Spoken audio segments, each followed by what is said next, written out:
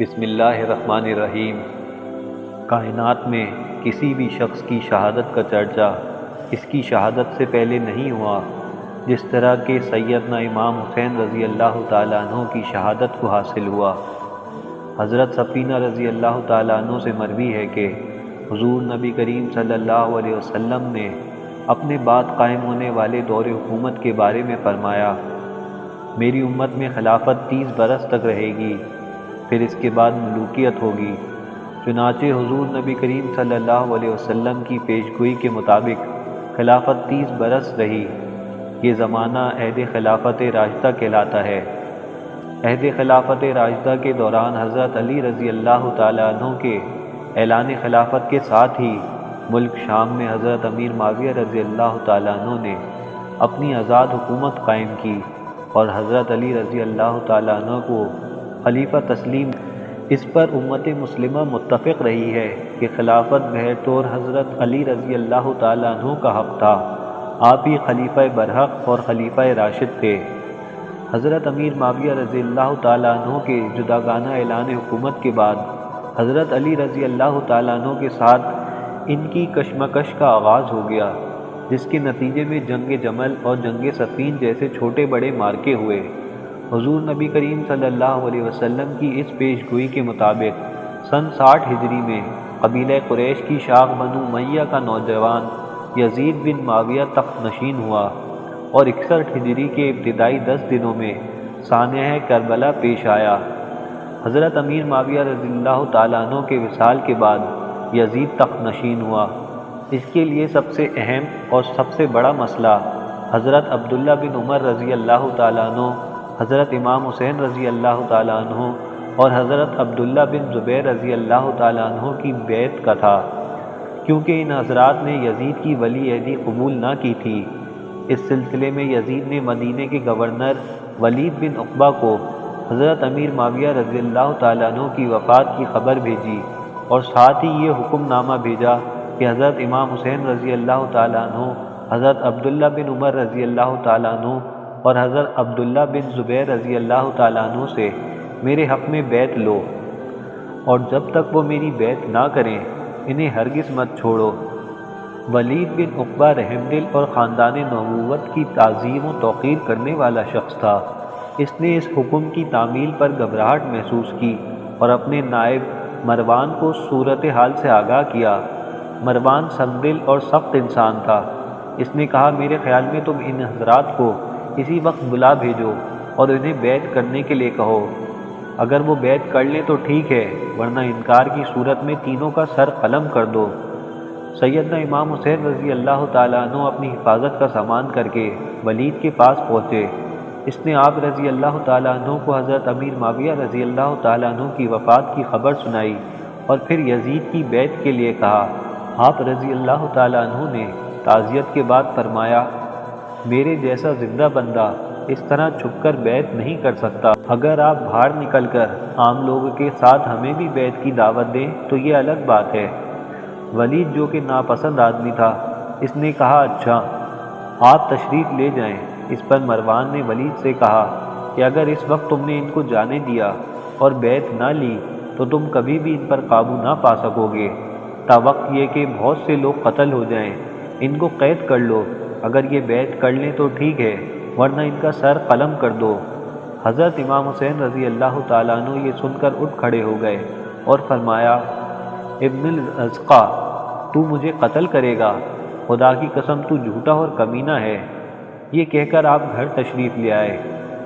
بعد ازاں اہل کوفہ نے باہم مشاورت سے امام علی مقام رضی اللہ تعالیٰ عنہ کو کوفہ آنے کی دعوت دی۔ اہل کوفہ کے خطوط اور وفود کے بعد حضرت امام حسین رضی اللہ تعالیٰ عنہ نے حضرت مصعب بن عقیل رضی اللہ تعالیٰ عنہ کو حالات سے آگاہی کے لیے کوفہ بھیجا۔ آپ رضی اللہ تعالیٰ عنہ نے اہل کوفہ کی بے پناہ عقیدت اور محبت کو دیکھتے ہوئے امام علی مقام کو لکھ بھیجا کہ آپ رضی اللہ تعالیٰ عنہ تشریف لے آئیں۔ یہاں ہزاروں افراد آپ کی طرف سے میرے ہاتھ پر بیعت کر چکے ہیں۔ چنانچہ امام علی مقام رضی اللہ تعالیٰ عنہ نے کوفہ جانے کا عزم صمیم کر لیا۔ آپ رضی اللہ تعالیٰ عنہ مکہ معظمہ سے 8 ذی الحج کو کوفہ کے لیے روانہ ہوئے۔ راستے میں صفا کے مقام پر عرب کے مشہور شاعر فرزدق سے آپ رضی اللہ تعالیٰ عنہ کی ملاقات ہوئی۔ وہ کوفہ سے آ رہا تھا۔ فرزدق نے آپ رضی اللہ تعالیٰ عنہ کو سلام عرض کیا اور دعا دیتے ہوئے کہا، اللہ تعالیٰ آپ کی مراد پوری کرے اور آپ کو وہ چیز عطا فرمائے جس کے آپ طلبگار ہیں۔ حضرت امام حسین رضی اللہ تعالیٰ عنہ نے پوچھا کہ تمہارے پیچھے لوگوں کا کیا حال ہے؟ اس نے کہا، لوگوں کے دل تو آپ رضی اللہ تعالیٰ عنہ کے ساتھ ہیں مگر ان کی تلواریں بنو امیہ کے ساتھ ہیں۔ فرزدق سے ملاقات کے بعد قافلہ حسینی رضی اللہ تعالیٰ عنہ کوفے کے حالات سے بے خبر کوفے کی جانب رواں دواں تھا۔ راستے میں ہر چراگاہ جس پر قافلے کا گزر ہوتا کچھ لوگ ہمراہ ہو جاتے۔ جب قافلہ حسینی سالیہ کے مقام پر پہنچا تو حضرت امام حسین رضی اللہ تعالیٰ عنہ کو حضرت مصعب بن عقیل رضی اللہ تعالیٰ عنہ اور ہانی بن عروہ کی شہادت کی خبر ملی۔ حضرت امام حسین رضی اللہ تعالیٰ عنہ نے اپنا سفر جاری رکھا اور جب آپ رضی اللہ تعالیٰ عنہ کوہ ذی حشم کے مقام پر پہنچے تو حر بن یزید جو کہ حکومت یزید کی طرف سے آپ رضی اللہ تعالیٰ عنہ کو گرفتار کرنے کے لیے بھیجا گیا تھا، 1000 مسلح سواروں کے ساتھ پہنچ گیا اور آپ رضی اللہ تعالیٰ عنہ کے مقابل آ کر کھڑا ہو گیا اور ابن زیاد کا حکم دیا کہ آپ کو لے کر اس کے پاس پہنچوں۔ حضرت امام حسین رضی اللہ تعالیٰ عنہ 2 محرم الحرام سن 61 ہجری بروز جمعرات اپنے ساتھیوں اور اہل عیال کے سمیت خیمہ زن ہو گئے۔ اس دشت و بیاباں کی اداس و مغموم فضا کو دیکھ کر آپ رضی اللہ تعالیٰ عنہ نے پوچھا، اس مقام کا نام کہاں ہے؟ لوگوں نے بتایا کہ اس جگہ کو کربلا کہتے ہیں۔ آپ رضی اللہ تعالیٰ عنہ نے فرمایا، بس یہیں خیمے لگا لو، یہی ہمارے سفر کی آخری منزل ہے۔ سرزمین کربلا پہنچتے ہی حضرت امام حسین رضی اللہ تعالیٰ عنہ کو حضور نبی کریم صلی اللہ علیہ وسلم کے وہ فرامین یاد آ رہے تھے جو انہوں نے بچپن میں آپ صلی اللہ علیہ وسلم سے سنے تھے کہ میرا بیٹا میرا حسین سرزمین تف کربلا میں شہید کر دیا جائے گا۔ اس لیے جب آپ کو علم ہوا کہ یہی سرزمین کربلا ہے تو آپ نے حتمی فیصلہ دیتے ہوئے اسی مقام پر ٹھہرنے کا ارادہ فرمایا۔ اس طرح قافلہ حسینی غریب الوطنی کے عالم میں کربلا کے میدان میں خیمہ زن ہوا۔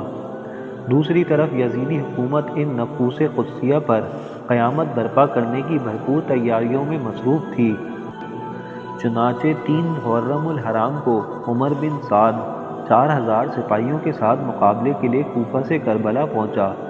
عمر بن سعد نے حضرت امام حسین رضی اللہ تعالیٰ عنہ کے پاس قاصد بھیجا کہ آپ کیوں تشریف لائے ہیں؟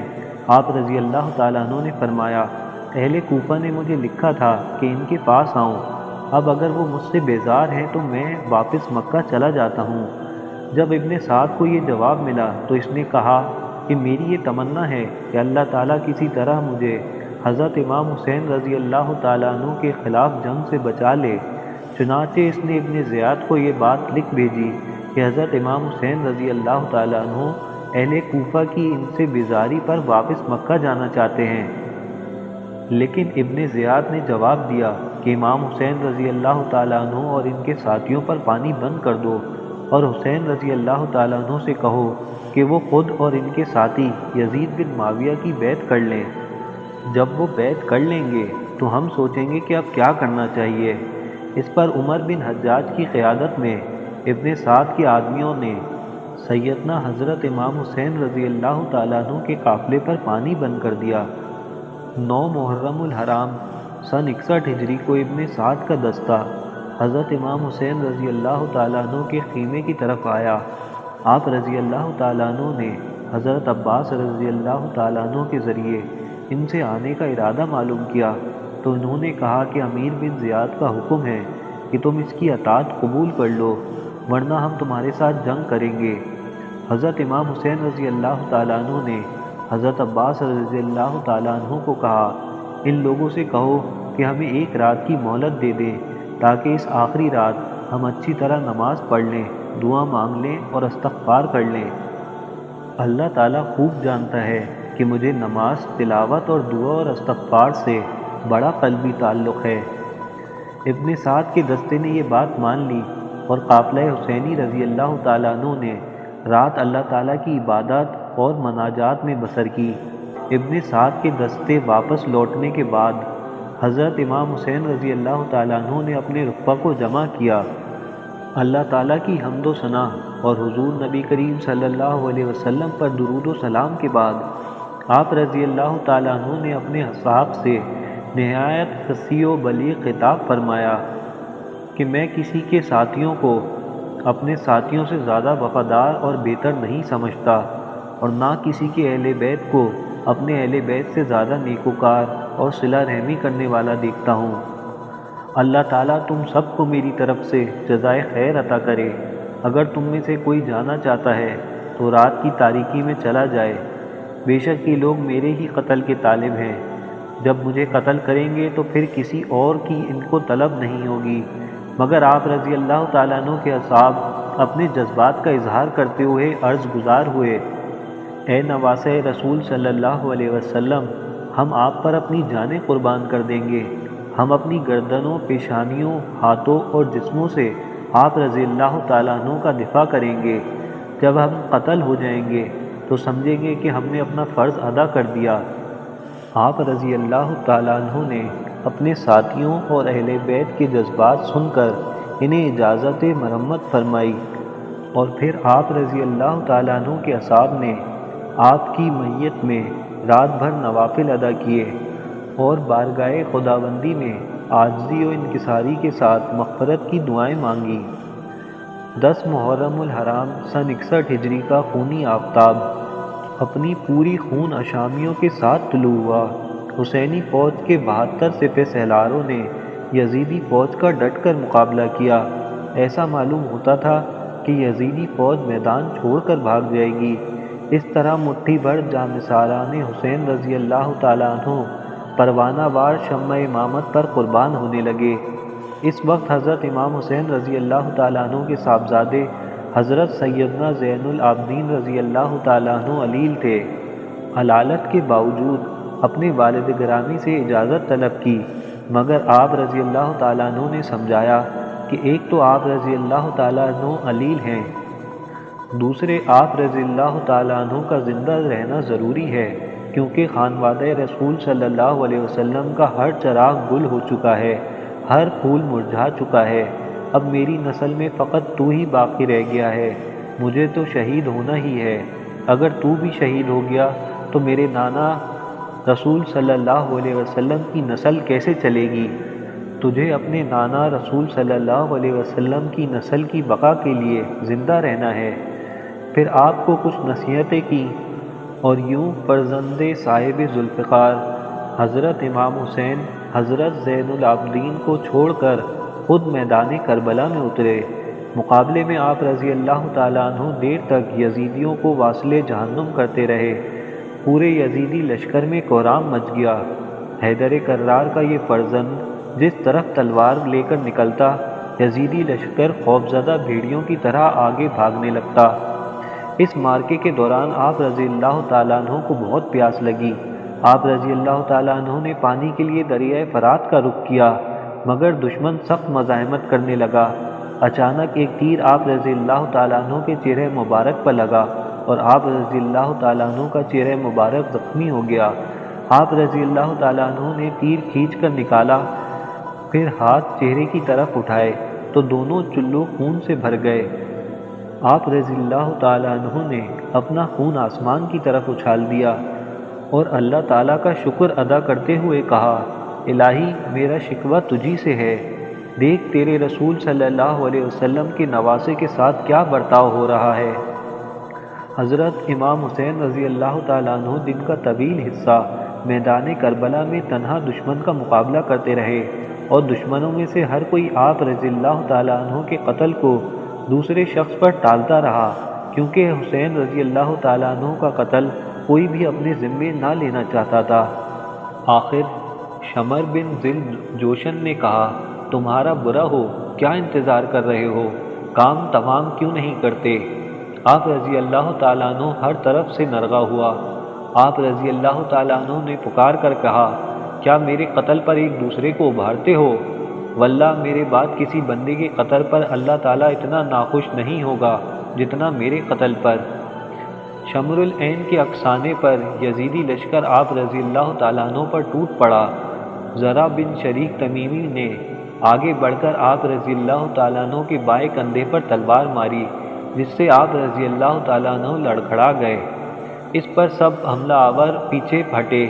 پھر سنان بن ابی بن عمرو بن انس نقفی نے آگے بڑھ کر آپ رضی اللہ تعالیٰ عنہ کو نیزہ مارا، جس سے آپ رضی اللہ تعالیٰ عنہ سنان نے سواری سے اتر کر آپ رضی اللہ تعالیٰ عنہ کا سر تن سے جدا کر کے خونی یزید کے حوالے کر دیا۔ یوں نواسہ رسول صلی اللہ علیہ وسلم، جگر گوشہ بطول سیدنا امام حسین رضی اللہ تعالیٰ عنہ نے کربلا کے میدان میں جانثاری کی ایک نئی تاریخ رقم کر کے قربانی کی ایک لازوال مثال قائم کر دی، اور رہتی دنیا تک یہ پیغام دے دیا کہ باطل کے خلاف حق کی سربلندی کے لیے اگر سر تن سے جدا بھی ہوتا ہے تو پرواہ نہ کی جائے اور قربانی سے دریغ نہ کیا جائے۔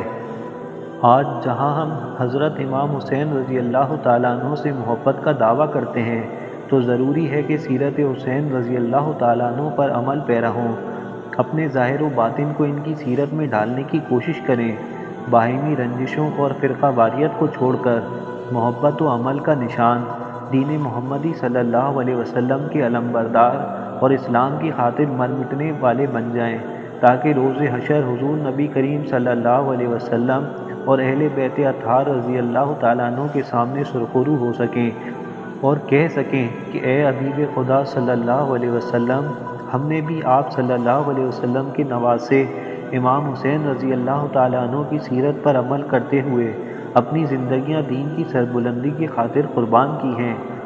100 جان سے فدا تھے نبی کیوں حسین پر، عقدہ کھلا یہ مارکہ کربلا کے بعد۔